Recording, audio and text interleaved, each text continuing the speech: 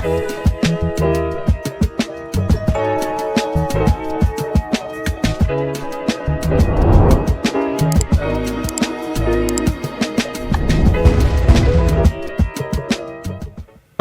we're in another episode of On the Wrist from Off the Cuff to have another cool release for you guys from the brand Hitori Watch Company. They are influenced by Japanese culture, and they, are pretty much one of the sub-brands underneath Nomen watches. Now, in terms of type of watch, I consider this an everyday dress watch. Some key characteristics inside when you're looking for something you can wear every day that dresses up pretty nicely. Of course, you're going to want that clean, classic, minimalist design and something that is sensibly sized. This is from their Habuka line, and this is their 39mm Deluxe Snow White model. It is a refreshed take on Hitori Watch Company's second model, now featuring an icy blue tinted sloped chapter ring displaying the 60-minute index, as well as the addition of female end links, and as well as a refinement in the clasp and even a reworked case. So a little bit about the name here. Habuka is actually a play on Hakuba, which is a village in the Japanese Alps just outside the city of Nagano, and has been a winter sports hub and recreational destination for lovers of adventure-packed mountainside resorts. This, of course, does pay a nice homage to the famous Grand Seiko Snowflake dial, and you can get these for $357 direct from Nomen Watches. Actually, these sell relatively quick, and I'm hoping that this video will be released while there are still some units to snag. It does still have a white dial, but it just plays off of that really cool chapter ring, and it gives it that icy blue kind of tone, which I think is really smart. So with that said, let's go ahead, zoom the camera out, get this piece in hand, and take a closer look. Okay guys, now for those of you who've watched my channel in the past or have just been fans of this particular model line and brand, you'll probably notice some very subtle differences. Things like I mentioned, the end link now being female, the case actually having a reworked, more refined style, and check that out. Look at that beautiful bevel, nice transitions there between brushed and high polished. Also a more refined and shorter clasp here, which I think is really neat that they took the time to do that, especially considering that, yeah, at the end of the day, this is more of a dressier piece, but they do offer, quite a few different manual micro adjust positions. So that is nice for those of you that do want to get a nice fit. Also, you can see the case back style is just a little bit different there. All you're going to notice is the colored rotor, but not, a fully kind of tinted, viewing window there, which I think is nice. Again, it all just kind of comes together. Now, in terms of the dimensions, guys, very similar as before, 39mm across, which is great, 11.5mm thick, which, isn't super thin, but I wouldn't say overly thick, especially when you have these nice bevels here, nice undercut bevel on top. It does give you a nice presenting mid case that is quite slim, and you can see it wraps around really well in terms of that downward slope, which is going to equal most of this reflecting off of the skin on your wrist, and you're really just seeing this profile there. So that's going to work really great visually, and of course, functionally, it's going to wrap around the wrist really well.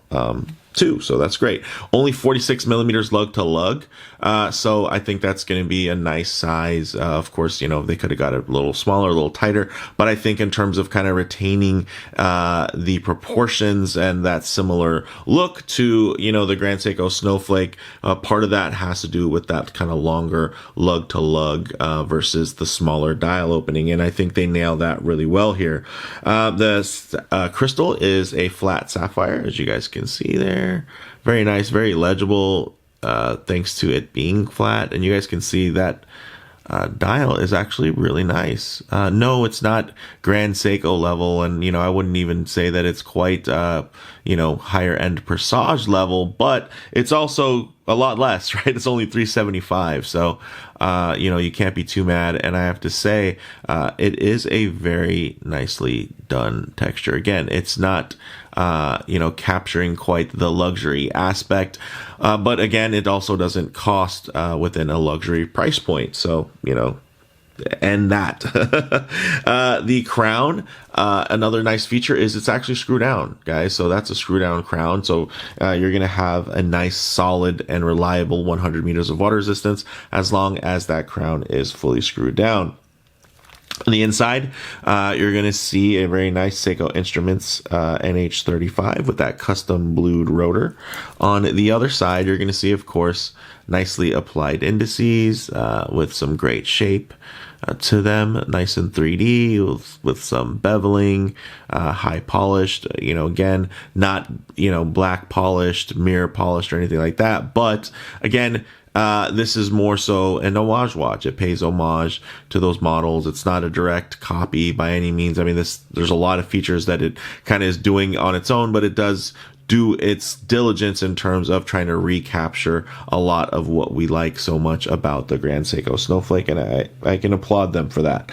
Now, you are going to get a framed date window there at 3 o'clock, which is nice. Also, you're going to have nicely polished hands there, a little bit more simple, similar to some handset you might see on, a Presage cocktail time type of watch versus, the heavily beveled and angular ones you would find on a Grand Seiko or a King Seiko. And then you're going to have that blue coated seconds hand, which looks nice, and it's not thermally treated, but again, this is not, a super pricey piece by any means. So, when you're taking a look at that, this isn't going to be one that you're going to want to put underneath a macro, or this is going to be a watch that you're going to want to go enjoy. And a lot of people enjoy the look of a snowflake, the Grand Seiko Snowflake, but a lot of people are torn on Zaratsu polishing, on titanium. Here you're getting steel, you're getting regular brushed and polished, and the nice thing is it's still really cool. Like you can see here, nice rolled edge in terms of that bevel, but you're not spending so much for a watch that's going to be perfect all the time. You can wear this and really enjoy it, which I think is smart, because there's kind of that opening within the market for something like this, right? That captures that look. But one, you're going to feel a little bit less bad when it comes to getting wabi-sabi, right? All those little imperfections, scratches, and nicks as you wear the watch. This is absolutely a wearable watch you can go enjoy. That still is going to tell people that, if somebody scratches out on your wrist, they're going to know you're a watch fan, because they see that you have, a snowflake looking watch that is going to be an homage to a Grand Seiko, which isn't something you just accidentally purchase, right? It's something you search for, right? It's something that you do a lot of studying about and save up for, right? And hey, maybe this is something that you spend on your way saving up, or maybe you're just not comfortable wearing such a highly polished everyday piece, and you're going to want to wear something every day that still captures that, and maybe save your money and spend it on higher end Seiko instead with the money that you save. So again, it's, if you want it, you want it. If you don't, that's fine too. The nice thing is you do have 20 millimeter lugs here, and these are drilled, and you even have quick release spring bars built in, all solid links, screw pin construction, which is great there, as you guys can see. And everything just comes together really nicely. Nice little taper down to 16 millimeters, signed really well as well on the underside. So with that said, let's actually get it on the wrist and see how it wears. Okay guys, as you can see on my 7.5-inch wrist, this wears really well. That's another point of contention with the, the Spring Drive Snowflake, is that it's a 41 millimeter watch. This is 39 by comparison, and I think most people would say 39 is probably the scale that most people would prefer for a watch like this, in terms of it being a little bit more on the dressy side. There's no loom or anything like that. And this is a looker, guys, and check out the way that it wraps around the wrist. Like I said, the nice thing is it really compartmentalizes the heft there. It doesn't have a big slab side. You have a nice thin flowing mid case there, and then everything is kind of sectioned off, right? You have, of course, that nice high polished bezel sitting on top, and then a little bit of undercut, and then the case back underneath. And of course, if I do get my wrist a bit too close to the lens here, you're going to get some distortion in terms of the perspective, and it's going to seem a little bit larger. But if I keep my wrist nice and low and then just tighten up the frame here, you guys can actually take a more detailed look, but just at a bit of a true aspect ratio. Check out how well centered that sits on my wrist. And although my wrist is slightly larger than average at 7.5 inches, you guys can see that it's not super flat and wide. It's actually quite round, right? So I do have to pay attention to, how long the lug to lug is on a watch, the proportions. There's definitely, that to it. So if you have a smaller wrist, don't be completely turned off just because you might have a smaller wrist that is flatter, and ultimately from the top down angle could appear wider than even mine. So and then there's also your own preferences, right? Some people will say, no, I really like that at 41, and I would just say, again, for me, at least the way I'd like to see these types of watches, I think 38.5 is kind of the sweet spot. But then depending on proportions and whatnot, obviously you can make a 39 really great, especially if it has that more everyday tone to it. And then if it's on the thinner side, right? Then that all kind of depends more on the proportions versus each other versus the ultimate scale. And man, this is a good looking piece. There is no loom, but let's go ahead, get it off the wrist, set up for some low light transition and closing thoughts. Okay, let's go ahead and hit the lights here. All right, so no loom, but as you guys can see, one thing I always like to work in is a bit of a low light transition, because you're not always going to be out in the middle of a field enjoying direct sunlight. A lot of times you're going to find yourself coming in and out of buildings, walking underneath overhangs, or just hanging out underneath the shade of a tree. So it's nice to see what these colors, textures, and finishes render like in less than optimal lighting. Check that out. You guys can see here at angle, really nice deep texturing there on the dial. Very cool. It actually has a bit of a glossy finish to it, which is a bit unexpected. I think it might look a little bit frostier with a more flat finish, matted finish, but the cool thing is this gives it a little bit more life, a little bit more liquid to it, right? So very cool. And you guys can also notice that the indices do a great job of keeping reflecting off of a dark background and then keeping a very high contrast, against that white dial there. So very cool.